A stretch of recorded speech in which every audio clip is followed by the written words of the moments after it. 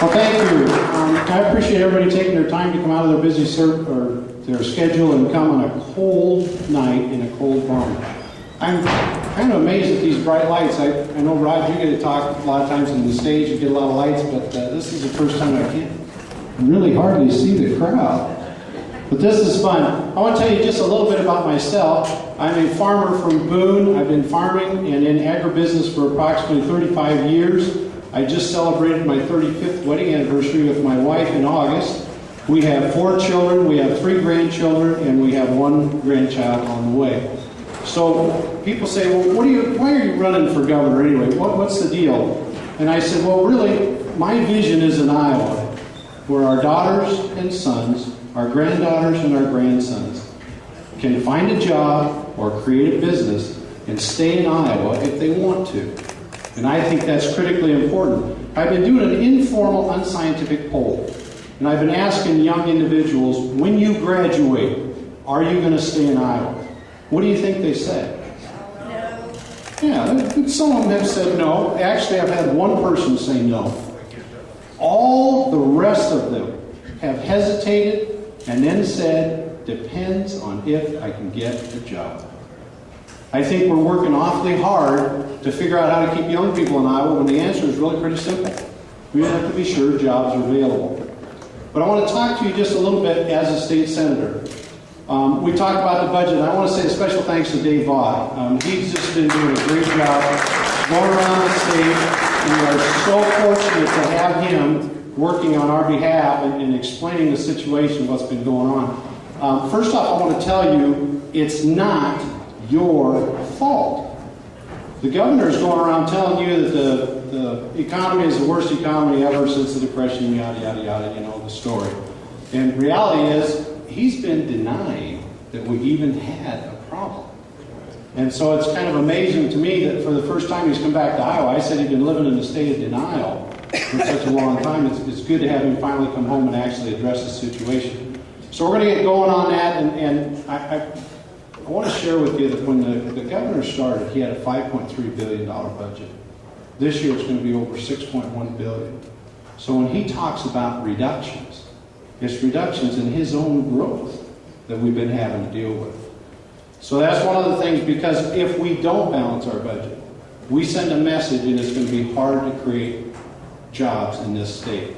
That'll be a barrier to growth. It'll be hard to get over. Another thing I want to talk about is education, very, very briefly. How many of you have been on the web and seen the model core curriculum that the Department of Education is trying to put out? Has anybody checked that out? Well, let me tell you, I think that thing is a disaster. How many of you remember in the 80s when they had this whole language debacle, when they tried to teach kids without phonics and all that other stuff? Well, think of this model core curriculum as whole language on steroids. Okay? They don't want to just use it on teaching reading. They want to do it across the entire curriculum now. They want to do the same thing in math. They want to do the same thing in science. That is going to be another barrier to growth if we allow that to continue, because our children will not be able to learn. That's a huge problem. We're going to have to address that. Another thing I want to talk about very briefly is economic development, how critical that is. How many of you are aware that we had a chance at a $1.75 billion investment in Iowa, in Marshalltown? Anybody pay any attention to that? There was I can't really see, but anyway, we had a chance at a $1.75 billion investment. And thanks to the boards and commissions that this governor and a prior governor helped appoint, that $1.75 billion investment did not happen. That's another barrier to growth. And I think one of the things that government needs to do is remove barriers to growth.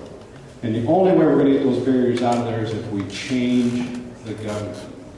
My wife said to me one time, what would you do? What's the first thing you'd do when you got to be governor? And I said, one of the things I can't wait to do is start appointing regular people to boards and commissions instead of people with agendas. So I'm really looking forward to that, because I think that's going to be a huge benefit. And that's one of the ways we can remove the barriers to growth. Am I getting the high sign here? Okay, I'm getting high signs. I mean, it's time to wind down. But anyway, go to jerrybehn.com. There's some signs around here, but it's a real difficult thing to remember, jerrybehn.com. But anyway, we thought that was pretty creative and it'd be easy to remember. So go there, and then trying to think now. I saw the high sign now, and it interrupted my train of thought. I'm going to have to start all over again.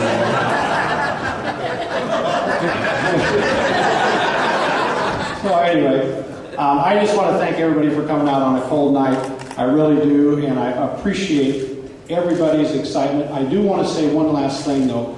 People have been talking about what do Republicans have to do to reinvent themselves, because people have said, well, you guys haven't done well in the polls. I tell you what, Democrats run like Republicans. We have not been losing elections because of the Republican Party. We have lost elections because the Democrats have done a job of selling Iowans that they are conservative. We don't need to reinvent anything. We just need to be sure that we keep a hold of our brand and hold the Democrats accountable. So thank you very much. I appreciate your time.